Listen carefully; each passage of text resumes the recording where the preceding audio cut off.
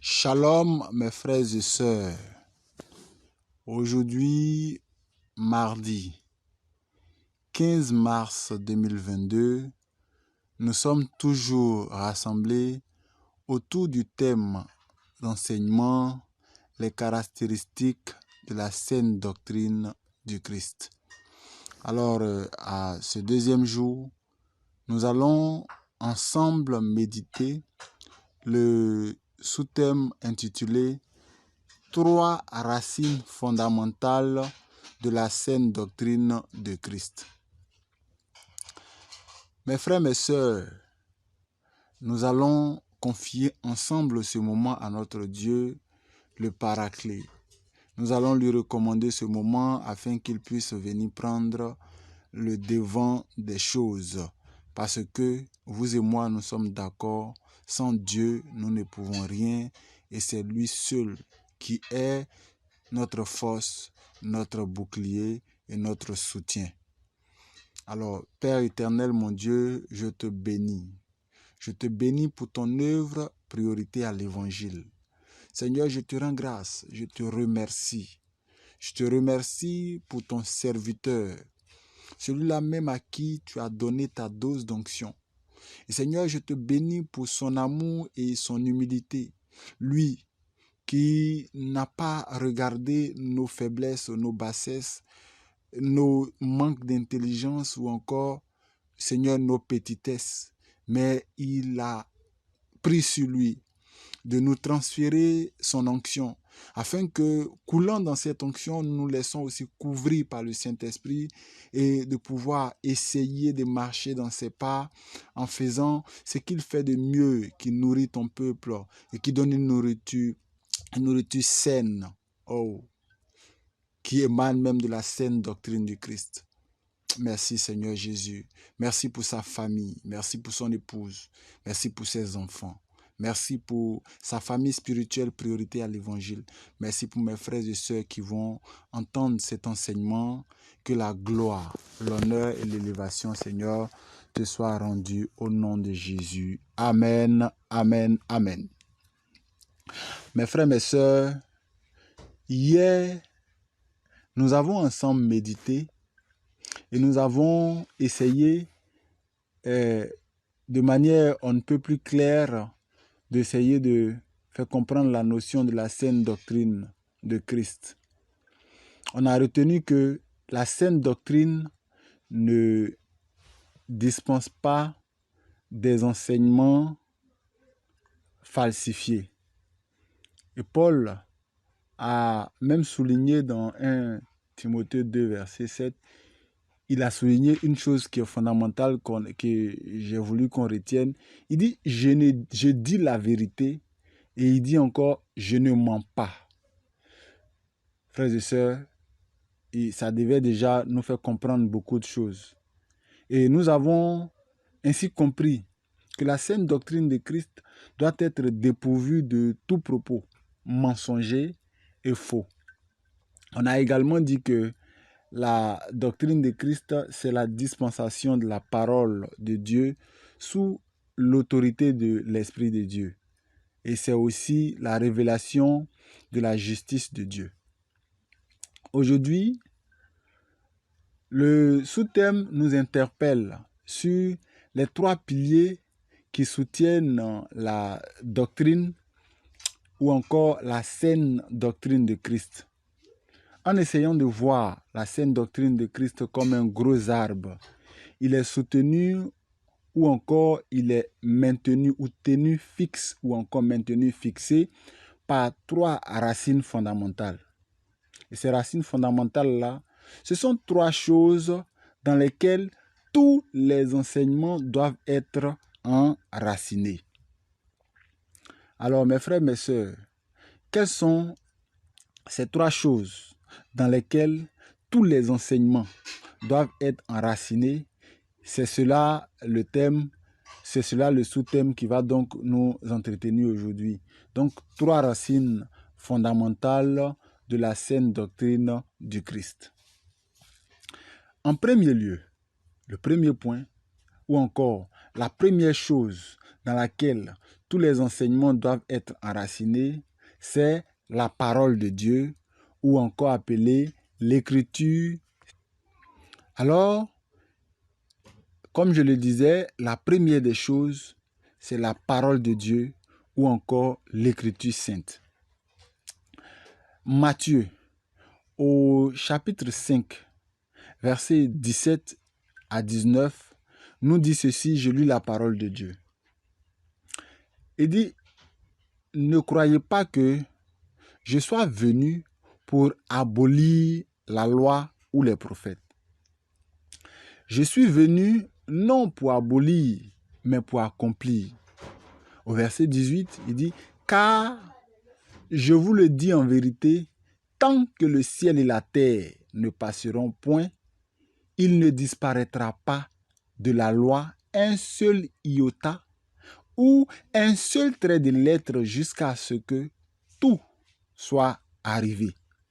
Au verset 19, il dit, celui donc qui supprimera l'un de ses plus petits commandements et qui enseignera aux hommes à faire de même sera appelé le plus petit dans le royaume des cieux, mais celui qui les observera et qui enseignera à les observer, celui-là sera appelé grand dans le royaume des cieux. Parole du Seigneur, nous rendons grâce à Dieu.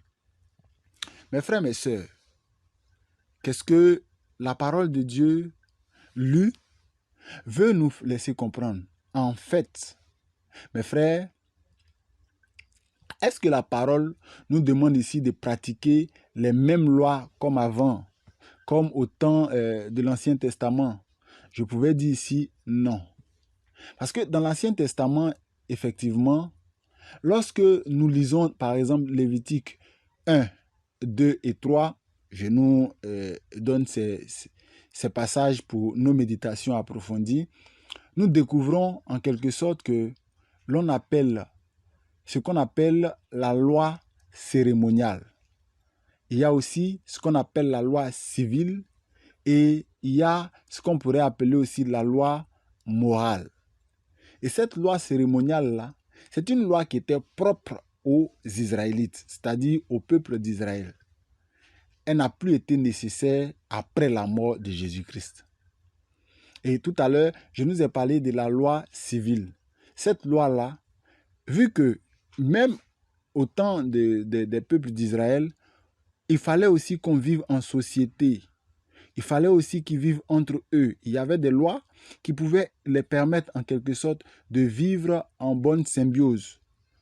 Et ces lois-là étaient également pour le quotidien des peuples d'Israël.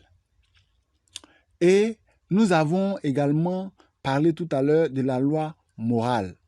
La loi morale, c'est en quelque sorte faire ressortir ce que nous on a appelé après les 10 commandements de Dieu. Oui, venant de Dieu. Les 10 commandements, c'est vraiment de Dieu. Et ces commandements-là sont encore en vigueur jusqu'à aujourd'hui. Et Jésus-Christ lui-même a respecté, il a respecté proprement ces commandements. Qu'est-ce que nous pouvons donc chercher à comprendre? Pour ceux qui sont prêts à bosser la parole et l'enseigner aux autres, Jésus, à travers Matthieu 5, de son verset 17 jusqu'à verset 19, veut simplement nous interpeller à une seule chose. Il nous demande de pratiquer la parole de Dieu. Oui, de les pratiquer. C'est une interpellation à nous tous. Jésus veut que nous soyons ces gens-là qui non seulement ont appris la parole, mais puisqu'il dit qu'il est venu, il est bon et nous encourage même à les mettre en pratique. Et en cela, nous serons les plus grands. Alors, d'où l'essence, d'où le fait d'être enraciné dans la parole de Dieu. Et je pense que c'est le message que celui que Dieu nous a donné comme guide, comme responsable, comme père, le berger Makaye, ne cesse de nous faire comprendre à travers l'œuvre, notre œuvre bien, notre œuvre chaleureuse, notre œuvre d'amour, priorité à l'évangile avec ses activités qui nous envoient toujours à aller vers cet enracinement de la parole de Dieu. le livre de Luc, le verset 21, verset 30, Luc chapitre 21, verset 33, la Bible dit ceci: le ciel et la terre passeront, mais mes paroles ne passeront point. Waouh! Le ciel et la terre passeront, mais mes paroles ne passeront point. Frères et sœurs, pour certains, nous sommes tous sans ignorer que on parle de aujourd'hui, l'an 2000, c'est parce qu'on compte 2020 années après la naissance de Jésus-Christ. Sinon, après sa naissance, jusqu'à ce qu'il soit parti aujourd'hui, on a parlé de 2020, c'est à partir donc de la naissance de Jésus-Christ, et nous sommes maintenant à 2 ans plus encore, donc 2022.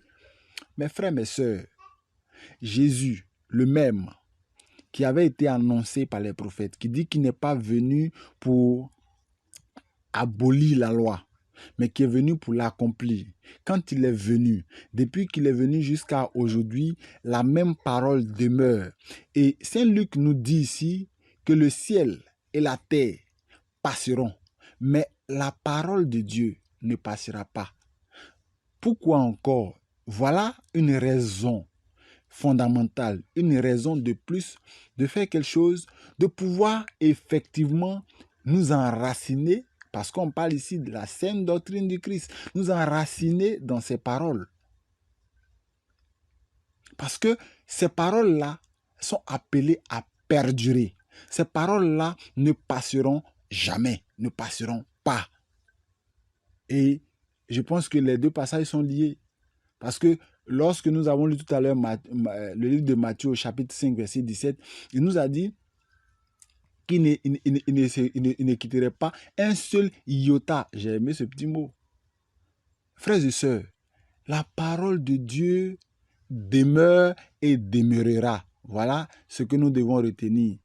Donc, le plus important, c'est que 2000 années après que Jésus soit passé, et plus même, la même parole est restée et elle demeure. Alors nous sommes interpellés à rester collés à la parole de Dieu et surtout éveillés. Nous devons rester éveillés car, il nous l'a dit dans sa parole, il viendra comme un voleur et cette parole ne passera point.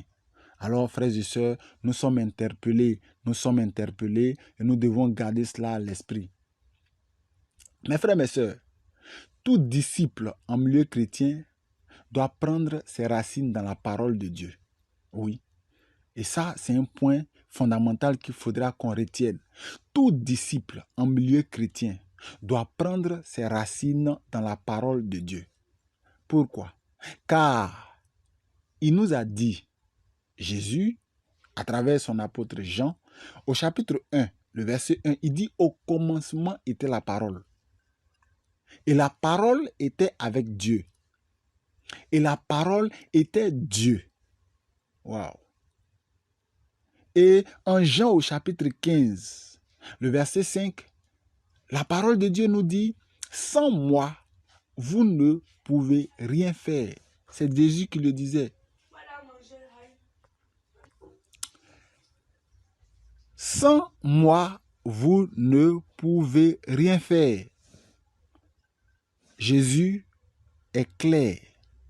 Frère, comment pouvons-nous vivre sans nous baser, sans nous focaliser sur la parole de Dieu? Mes frères, mes sœurs, il y a un deuxième point ou encore une deuxième chose. Et la deuxième chose, c'est, j'allais dire, une autre chose fondamentale sur laquelle nous devons nous enraciner ou encore en laquelle nous devons nous enraciner en tant qu'enfants de Dieu. Il s'agit de l'amour de Dieu. Waouh! L'amour de Dieu. 1 Jean, chapitre 4, verset 9 nous dit, l'amour de Dieu a été manifesté envers nous, en ce que Dieu a envoyé son Fils unique dans le monde afin que nous vivions par lui. Frères et sœurs, l'amour de Dieu a été manifesté. Parole du Seigneur. Nous rendons grâce à Dieu encore pour sa parole. Il dit l'amour de Dieu a été manifesté. L'amour de Dieu a été représenté publiquement. C'est une représentation publique.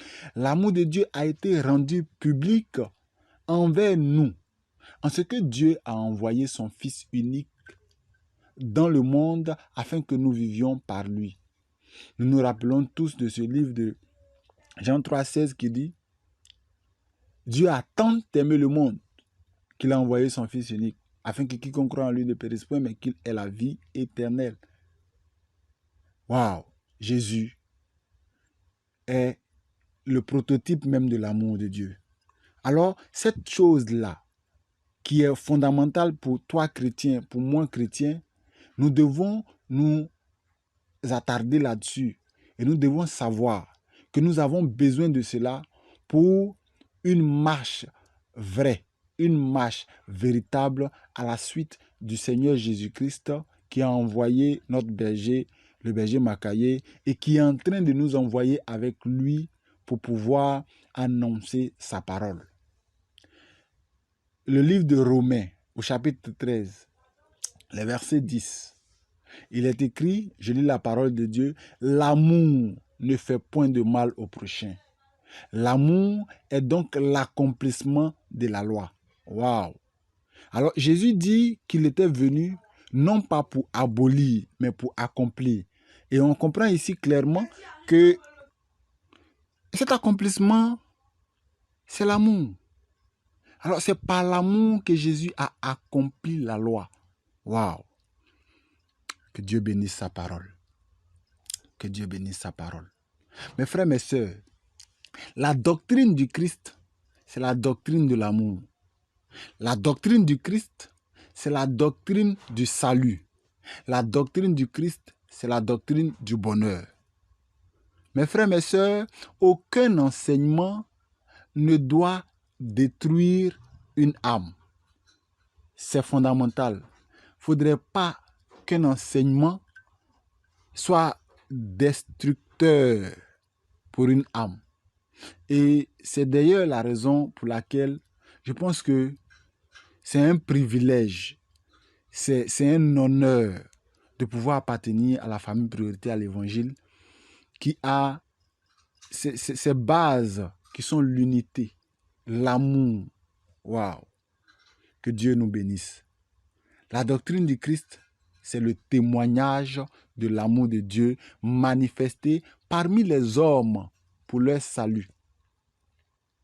Tous les enseignements, frères et sœurs, en milieu chrétien, doivent être dispensés à la lumière de l'amour de Dieu.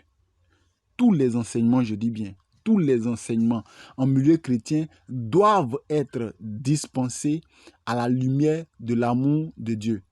Alors, quitte à savoir si ces enseignements viennent de nous, nous sommes dans une famille d'amour, nous sommes la famille qui dispense l'amour, nous sommes la famille pour laquelle nous savons que Dieu a manifesté son amour pour nous, et donc nous devons être ceux-là même qui ont leurs racines dans la parole de Dieu et qui ont pour première racine ou racine de base l'amour de Dieu également dans tout enseignement en milieu chrétien. Mes frères, mes sœurs, il y a un troisième élément ou encore une troisième chose qui devrait être également notre appui et sur laquelle nous devons nous baser pour pouvoir être enracinés ou encore pour pouvoir pratiquer la parole de Dieu. Il s'agit donc de la grâce de Dieu. Waouh! La grâce de Dieu.